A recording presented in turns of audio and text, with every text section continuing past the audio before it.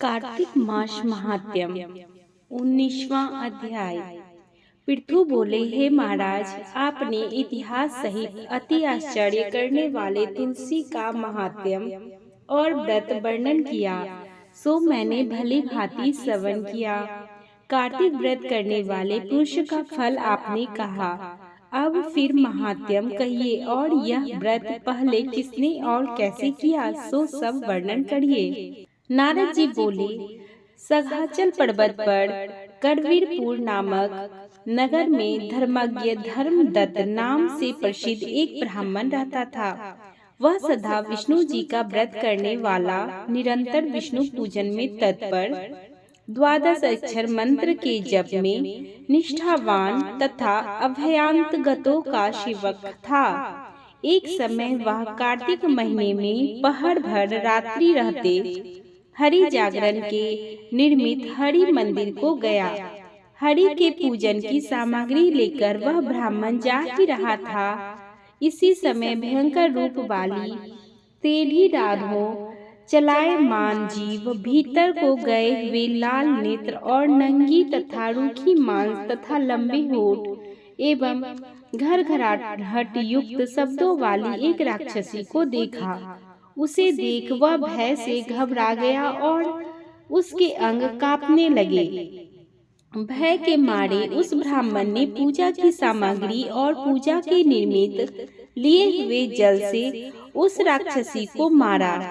हरि का स्मरण करके तुलसी युक्त जल से मारने के कारण उस राक्षसी के सब पाप नष्ट हो गए। इसके बाद पहले जन्म के कर्मों के परिपापक से उत्पन्न अपनी दशा का स्मरण कर ब्राह्मण को दंडवत प्रणाम करके कल्हा बोली, पूर्व कर्म के फल से मैं इस दशा को प्राप्त हुई हूँ। हे ब्राह्मण, अतएव मैं कैसे उत्तम गति को प्राप्त होंगी? नारद जी बोले, भली भांति प्रणाम करके अपने कर्म को कहती हुई कल्हा को देखकर वह ब्राह्मण विस्मित होकर बोला। धर्मदत्त बोला, किस कर्म के फल से तू ऐसी दशा को प्राप्त हुई थी? तू कहाँ की है, कौन है, कैसा तेरा शील है, सो सब मुझसे कहो। कल्हा बोली, हे महाराज, सौराष्ट्र नगर में भिक्षु नाम का एक ब्राह्मण था। मैं उसकी स्त्री थी। कल्हा मेरा नाम है और मैं बहुत ही निष्ठुर थी। मैंने कभी वचन से कभी भी भर्ता का शुभ नहीं किया और कभी मीठा अन्न खाने को नहीं दिया। मैं सदा पति को धोखा देती रही। मुझ कल्हा से जब वह ब्राह्मण उद्विग्न हो गया, तब उसने दूसरी स्त्री का विचार किया। तब मैं विष खाकर प्राण तज मृत्यु को प्राप्त हुई और यम के दूत मुझे बांधकर मारते हुए यमलोक को ले गए। यमराज ने मुझे देखकर चित्रगुप्त से पूछा।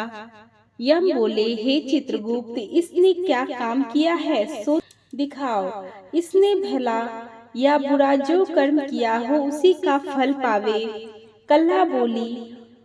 तब चित्रगुप्त मुझे धमकाते हुए बोले। चित्रगुप्त बोले, इसने कुछ भी शुभ कर्म नहीं किया और स्वयं मिष्ट अन्न को खाती हुई इसने अपने पति को नहीं दिया।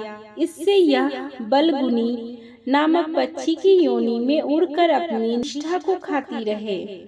इसने भर्ता से सदा द्वेष और कलह किया, इसीलिए यह विष्ठा खाने वाली शुगर योनि में प्राप्त हो सदा पाक करने के पात्र अर्थात कराही में, बगटुली आदि में अनेक अकेली भोजन करती थी। इससे अपने उत्पन्न हुई बच्चों को खाने वाली बिल्ली की योनि को प्राप्त हो।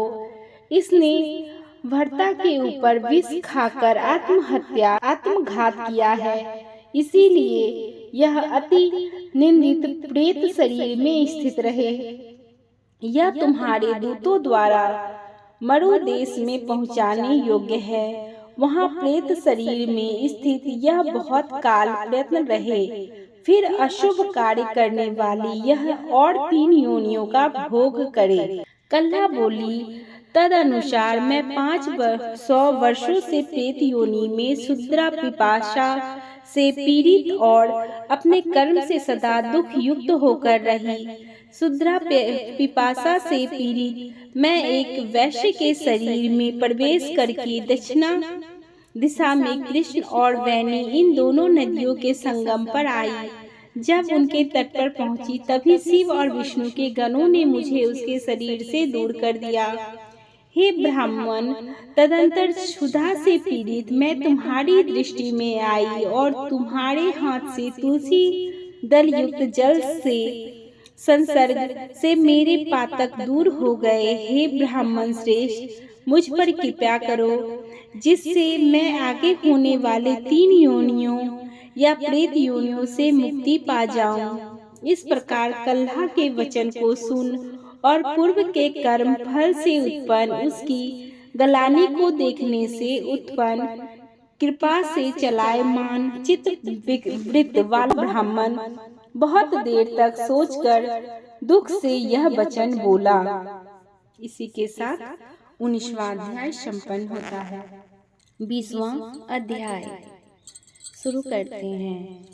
धर्मदत्त बोले, तीर्थ दान तथा व्रत आदि से पाप दूर होते हैं, परंतु प्रेत देह में स्थित तुच्छ दुखिया का उन पर अधिकार नहीं है। तेरी गलानी को देखकर मेरा मन खेद युक्त हो गया है और उद्धार के किए बिना मेरा मन सुखी न होगा। 3 योनियों को देने वाले तेरे पाप अतिशय उग्र हैं और अति निंदित प्रेत योनि भी थोड़े पुण्य से छिन्न न होगी। अतएव जन्म से आज तक जो मैंने कार्तिक व्रत किया है उस पुण्य के आधे भाग से तू उत्तम गति को प्राप्त होगी, क्योंकि यज्ञ दान तीर्थ और व्रत के पुण्य से कार्तिक व्रत के पुण्य की समता नहीं प्राप्त हो सकती। नारद जी बोले, ऐसा कहकर जैसे ही धर्मदत्त ने उसे 12 अक्षर मंत्र सुनाया और तुलसी दलों से मिश्रित जल उस पर छिड़का, तैसे ही वह प्रेत योनि से छूट गई और जलती हुई अग्नि को ज्वालाओं के समान दिव्य रूप धारण कर सुंदर लक्ष्मी के समान हो गई। तब उसने ब्राह्मण को दंडवत प्रणाम किया और हर्ष से गदगद वाणी से बोली। कल्हा ने कहा, हे ब्राह्मण श्रेष्ठ, मैं तुम्हारी प्रसाद से नरक से छुटी। पाप के प्रभाव से डूबी हुई मेरे लिए आप नौका हो गए। नारद जी बोले, उस ब्राह्मण से ऐसी कहती हुई कल्हा ने प्रकाशमान तथा विष्णु जैसे रूप वाले गणों से युक्त विमान देखा। उस कल्हा को पुण्यशील और सुशील नाम के द्वारपालों ने उत्तम विमान में बैठाया। उस समय विमान को धर्मदत्त ने विस्मय सहित देख और उन गणों को विष्णु का रूप मानकर पृथ्वी पर दंडवत प्रणाम किया। पुण्यशील तथा सुशील नामक दोनों विष्णु के गणों ने प्रणाम करते हुए ब्राह्मण को उठाकर उसकी प्रशंसा की और धर्मयुक्त वचन बोले। गण बोले, हे द्विज श्रेष्ठ, तुम बहुत अच्छे हो और विष्णु की भक्ति में सदा रत रहते हो। तुम दिनों का दया करने वाले, धर्मज्ञ और सदा विष्णु के व्रत में तत्पर रहते हो। बालकपन से आज तक तुमने जो कार्तिक का व्रत किया था उसका आधा फल देने से कल्हा के 100 जन्मों के संचित पाप नष्ट हो गए हैं। इसके पूर्व जन्म के पाप तो स्नान ही से दूर हो गए और हरि का जागरण आदि जो तुमने किया है उसके फल से विमान आया है। हे साधो, यह नाना प्रकार के भोगों से युक्त बैकुंठ को जा रही है। जो कार्तिक में तुमने दीप दान किया है उसके पुण्य से उसे यह तेजस्वी रूप प्राप्त हुआ है। कार्तिक व्रत में किए हुए तुलसी आदि के पूजन से जो तुमने इसको पुण्य दिया है उससे यह विष्णु के समीप जाने की अधिकारिणी हुई। और हे कृपा निधि, इस जन्म के अंत में स्त्रियों समेत तुम भी विष्णु लोक जाओगे और विष्णु के वैकुंठ भवन में भगवान के समीप रूपता मुक्ति को प्राप्त होगी। वे धन्य हैं और वे कीर्ति कृतज्ञ हैं और उन्हीं का जन्म सफल है जिन्होंने भक्ति से तुम्हारे भक्ति विष्णु पूजा की है। भली भांति पूजित विष्णु मनुष्यों को क्या फल नहीं देते। जिन्होंने उत्तानपाद के पुत्र ध्रुव को निश्चल स्थान प्रदान किया और जिन भगवान के नाम स्मरण से ही विष्णु सद्गति अर्थात उत्तम गति को प्राप्त होते हैं। ग्रह द्वारा पकड़ा गया गजेंद्र जिन भगवान के नाम स्मरण से विमुक्त हो उनके समीप प्राप्त हुआ और जय नाम का गण कहलाया। तुमने भी विष्णु भगवान का पूजन किया है, इसीलिए तुम भी कई हजार वर्ष तक दोनों स्त्रियों समेत संसार में भोग करके उनके समीप प्राप्त होगे। तदंतर जब पुण्य क्षीण हो जाएगा तब पृथ्वी में आकर सूर्य वंश में उत्पन्न होकर एक प्रसिद्ध राजा होगे। तुम्हारा नाम दशरथ होगा। वहाँ भी तुम दोनों स्त्रियों से युक्त होगे। तीसरी कल्हा भी साथ रहेगी क्योंकि वह भी तुम्हारे आधे पुण्य की अधिकारिणी है। उस जन्म में विष्णु जी पृथ्वी में तुम्हारे समीपता को प्राप्त होंगे और स्वयं तुम्हारे पुत्र होकर देवताओं का कार्य करेंगे। विष्णु को प्रसन्न करने वाले तुम्हारे इस कार्तिक के व्रत से न यज्ञ न दान न तीर्थ अधिक है, अर्थात यह कार्तिक का व्रत सब यज्ञादियों से श्रेष्ठ है। हे विपेंद्र, तुम धन्य हो। इससे तुम्हारे द्वारा भगवान को प्रसन्न करने वाला यह व्रत संपन्न हुआ और इस व्रत के आधे भाग के फल को प्राप्त करके कल्हा हमारे साथ श्री भगवान के समीप जा रही है। इसी के साथ 20वां अध्याय संपन्न होता है। अब हम लोग 21वां अध्याय शुरू करते हैं। तो अगर आप हमारे चैनल पर नए हैं तो हमारे चैनल को सब्सक्राइब कर लीजिए, बेल आइकन भी दबा दीजिए। अगर पसंद आए तो एक लाइक अवश्य कर दीजिएगा। कमेंट में श्री हरि विष्णु का नाम लिखना न भूलें। तो आइए शुरू करते हैं 21वां अध्याय।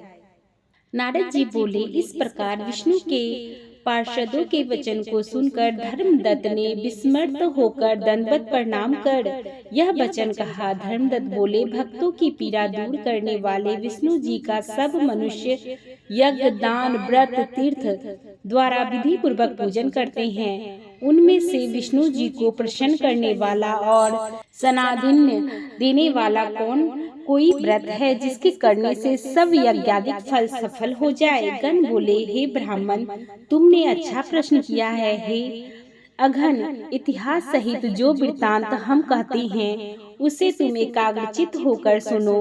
कराचीपुर में चोल नाम का एक चक्रवर्ती राजा हो गया था। उसी की यह कथा है। इसी नाम से चोल प्रदेश प्रसिद्ध हुआ। उस राजा के पृथ्वी पालन के समय कोई मनुष्य दरिद्र दुखी या पाप बुद्धि या रोगी नहीं रहता था। असंख्य यज्ञ करने वाले उस चौल के यज्ञ स्तंभ ताम्रपर्णी नदी के दोनों तट चित्ररथ अर्थात कुबेर के उपवन के समान शोभित हो गए थे। हे ब्राह्मण, एक समय वह राजा जहाँ जगत में स्वामी विष्णु भगवान योग माया के साथ शयन करते थे, उस अनंत शयन नामक स्थान को गया। वहाँ उसने श्रीपति भगवान का दिव्य मणियों और मोतियों तथा शोभ्यमान सुवर्ण के फूलों से पूजन किया। फिर भूमि में दंडवत प्रणाम करके वहीं बैठ गया। तब उसने देव के समीप आते हुए एक ब्राह्मण को देखा।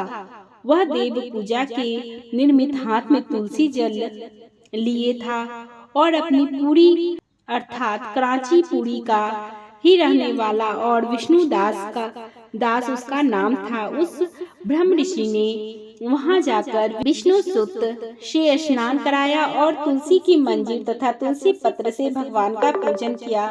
उस ब्राह्मण की तुलसी पूजा से पहले ही की हुई अपनी रत्नों की पूजा ढकी देख राजा ने क्रोधित होकर कहा। चोल बोला, यहाँ मणिक और सुवर्णों से की हुई मेरी पूजा को तुमने तुलसी दल से क्यों आच्छादित कर दिया, अर्थात क्यों तुमने ढक दिया। तू विष्णु की भक्ति को नहीं जानने वाला ढोंगी है। यह मैं जानता हूँ, तूने अति शोभायुक्त मेरी पूजा ढक दी है। उसने भी चोल राजा के गौरव को न मानकर कहा। विष्णुदास बोले, हे राजन, तुम भक्ति को नहीं जानते, राज्य लक्ष्मी से गर्वित हो रहे हो। तुमने कितना विष्णु व्रत किया है जो कहो। गण बोले। उस ब्राह्मण के वचन को सुनकर उस निर्श्रेष्ठ हंसकर विष्णुदास से गर्व युक्त वचन को बोला।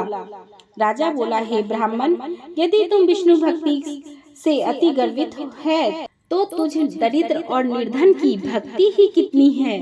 विष्णु की संतुष्ट करने वाले यज्ञ दान तूने किए हैं, और हे ब्राह्मण, तूने कहीं देवालय भी नहीं बनवाया, तब तुझे यह भक्ति का घमंड क्यों। हे ब्राह्मण, इस समय सब ब्राह्मण मेरा वचन सुने। अब तुम सब देखो कि यह ब्राह्मण अथवा मैं विष्णु के साक्षात्कार को प्राप्त होऊंगा। हे ब्राह्मणों, तब तुम सब हम दोनों के भक्ति को जानोगे। गण बोले। ऐसा कहकर वह राजा अपने राजभवन को चला गया और मृदज्ञ ऋषि को आचार्य बनाकर विष्णु संबंधी यज्ञ आरंभ कर दिया। वह यज्ञ कैसा था कि जिसमें ऋषियों के समूह स्थित थे, जिसमें बहुत सा अन्न, बहुत सी दक्षिणा, बहुत सी संपत्ति विद्यमान थी। अन्न व्रत को उन्होंने पहले गया क्षेत्र में किया था। उधर वर्ती विष्णुदास भी विष्णु की को संतुष्ट करने वाले नियमों को करने लगा। उस समय वह वहां देवालय में स्थित रहा। माघ और कार्तिक का व्रत तथा भली भांति तुलसी व्रत का पालन और एकादशी के दिन द्वादश अक्षर मंत्र से हरि का जप, इन सब को वह विधि व्रत करने लगा।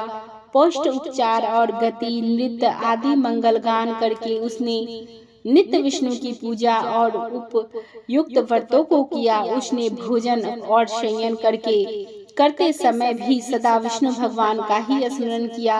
समदृष्टा होकर सब प्राणियों में स्थित विष्णु भगवान को ही देखा। उसने विष्णु जी की प्रसन्नता के निर्मित माघ और कार्तिक के विशेष नियमों का पालन तथा उद्यापन भी किया। इस प्रकार श्रीपति भगवान का आराधना करने और भगवान ही में निष्ठा रखने वाले इंद्रियों को बस में करते हुए व्रत में स्थित चोलेश्वर और विष्णुदास का बहुत काल व्यतीत हो गया। इसी के साथ 21वां अध्याय संपन्न होता है।